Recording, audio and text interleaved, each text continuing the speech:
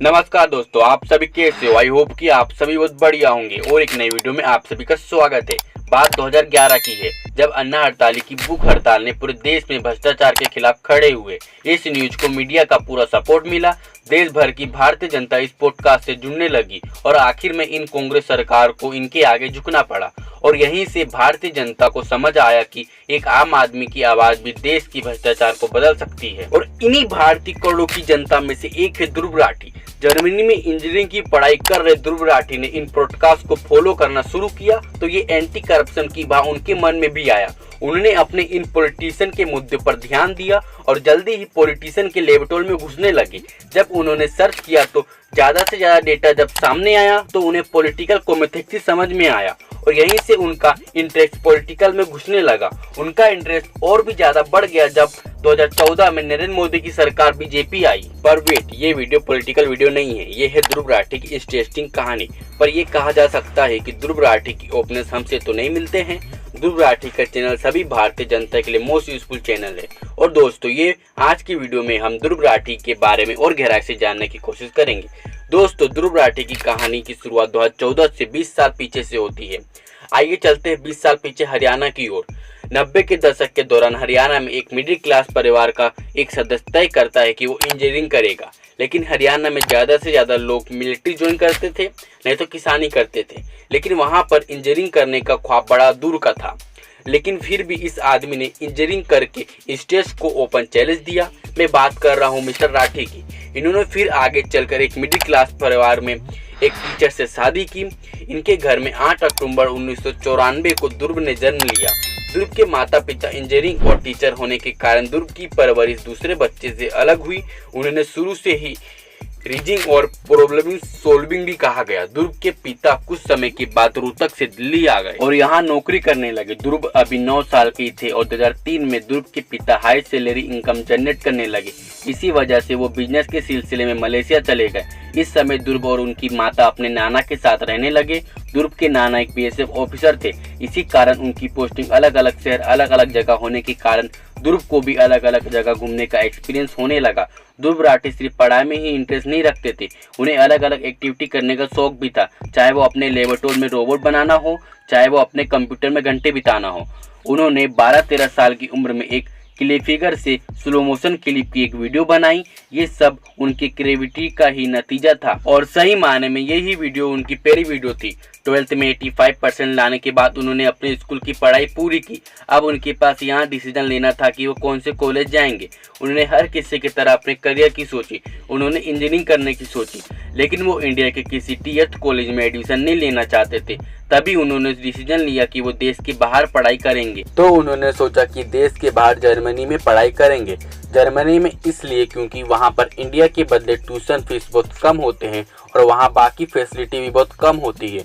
तो उन्होंने अपना सामान पैक किया और जर्मनी चले गए और वहाँ उनकी मैकेनिकल की पढ़ाई चली रही थी कि उसी बीच अन्ना हड़ताली की भूख हड़ताल की वजह से ध्रुव का मन उनकी ओर चले गया और ध्रुव ने अगले साल कुछ पॉलिटिकल मीडिया इन्फोटेशन पॉलिटिकल सूचनाओं को फॉलो करना शुरू कर दिया। वो जितना इन चीजों के बारे में जान रहे थे वो उतना ही फ्रस्ट्रेशन महसूस कर रहे थे, जिसकी वजह थी पॉलिटिकल कॉर्पोरेशन करप्शन जो देश में जड़ों तक वास करके बैठा था। फिर 2014 की इलेक्शन आ गए और कांग्रेस की सरकार हटकर सत्ता में बीजेपी सरकार आती है और नरेंद्र मोदी प्राइम मिनिस्टर बनते हैं। और अगर आपको याद हो तो ये दौर हमारे लिए बहुत इंटरेस्टिंग दौर भी था।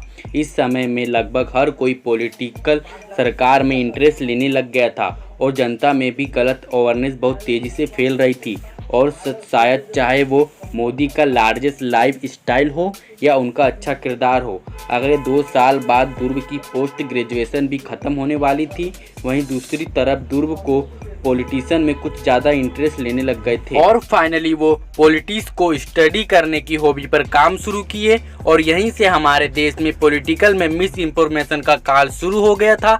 मीडिया और व्हाट्सएप पर तरह तरह की न्यूज आने लगी थी जिनका कई बार कोई सर पैर नहीं होता था। ऐसे में ध्रुव राठी इन मिस इन्फॉर्मेशन से बहुत ज़्यादा डिप्रेशन में रहते थे। तो उन्होंने खुद मिस इन्फॉर्मेशन को ख़त्म करने के इरादे से यूट्यूब पर वीडियोस बनाने लगे और 2016 में उन्होंने अपनी पहली वीडियो बनाई जहां वो आईटी सेल और प्रोपेगेंडा को डीलिंग कर रहे थे। उनकी इस वीडियो को अपलोड करते ही 1 महीने के अंदर ही 1 लाख से भी ज़्यादा व्यूज़ आ गए थे और यही दौर था जब जियो कंपनी ने भी अपने पैर पसारने लगे थे, जिस वजह से काफ़ी व्यूवर्स यूट्यूब वीडियो देखने लगे। उनकी पहली वीडियो का रिस्पॉन्स उस वक्त के हिसाब से बहुत अच्छा था और फिर उन्होंने कुछ और वीडियो बनाई और उन पर भी बहुत अच्छा रिस्पॉन्स आया। लोग उन्हें ट्विटर पर मेंशन करने लगे, उनकी वीडियो भारी तादाद में शेयर किए जाने लगा।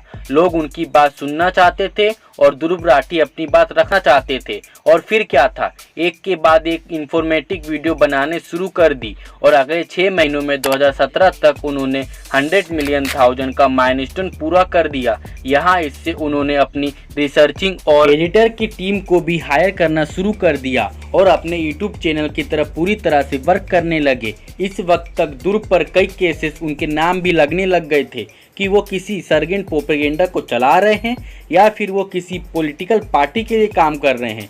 इन बातों में कितना सच कितना झूठ ये तो वही जाने। और देखा जाए तो जब तक वो मिस इन्फॉर्मेशन नहीं फैला रहे हैं, जब तक लोगों को उनके काम से कोई प्रॉब्लम नहीं होना चाहिए। उनके ओपिनियन कई लोगों से नहीं मिलते हैं, इन फैक्ट मुझसे भी नहीं मिलते हैं, पर एक डेमोक्रेसी को जीवित रखने के लिए ये बहुत ज़रूरी है कि हर ओपिनियन को फ्री स्पेन किया जाए, फिर चाहे वो कुछ भी हो। और आपको ध्रुव की जियो पॉलिटिकल कमेंट्री पर क्या ओपिनियन है हमें कमेंट में अवश्य बताइएगा। फिर ध्रुव ने जल्दी ही 1 मिलियन का और 2023 में 10 मिलियन सब्सक्राइबर का आंकड़ा भी पार कर दिया था और उनकी यहाँ जर्नी हम सब ने भी मिस की है।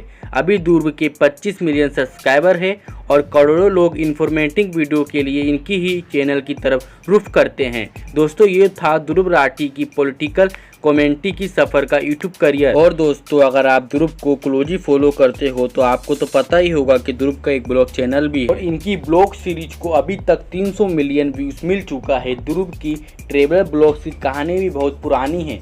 याद है आपको, मैंने शुरू में बताया था कि किस तरह ध्रुव अपने नाना के साथ अलग अलग जगह घूमते थे। तो बस उनका घूमने का इंटरेस्ट तभी से शुरू हुआ।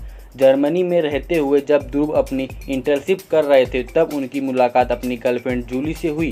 जल्दी ही दोनों डेट करने लगे और साथ में वेकेशन भी करने लगे। इन्हीं वेकेशन को ट्रेवल ब्लॉग्स की तरह लोगों के साथ शेयर करने का आइडिया के साथ ध्रुव ने अपने यूट्यूब चैनल की शुरुआत की।